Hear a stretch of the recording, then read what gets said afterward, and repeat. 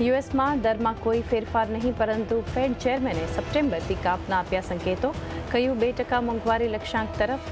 ફેડના નિવેદન અને મોટા અને સાથે જ મેટા સારા પરિણામથી અમેરિકાના બજારોમાં જોશ. નાસ્ટેક 2.5% ઉછળ્યો, ત્યાં જ ગિફ્ટ નિફ્ટી પણ આશરે 90 પોઈન્ટ્સ ઉપર. ઇન્ફોસિસને મળી 32,400 કરોડની જીએસટી નોટિસ. વિદેશી બ્રાન્ચના ખર્ચે આઈજીએસટી ન ચૂકવવાના આક્ષેપ.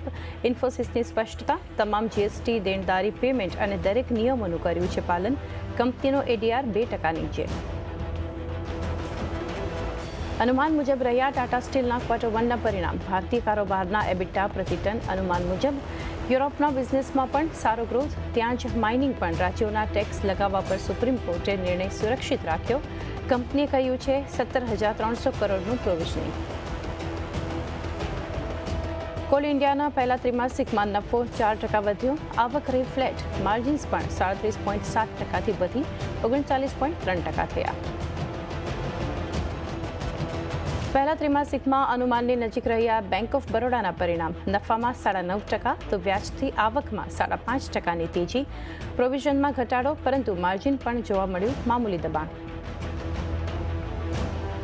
આજે નિફ્ટીની 5 કંપનીઓ Tata motors, Sun Pharma, ITC, Adani enterprises અને અદાની પોર્ટ કરશે જાહેર પરિણામ. ત્યાં જ વાયદામાં ડાબર, એસ્કોર્ટ્સ, એબી કેપિટલના પરિણામ પર પણ રહેશે ફોકસ.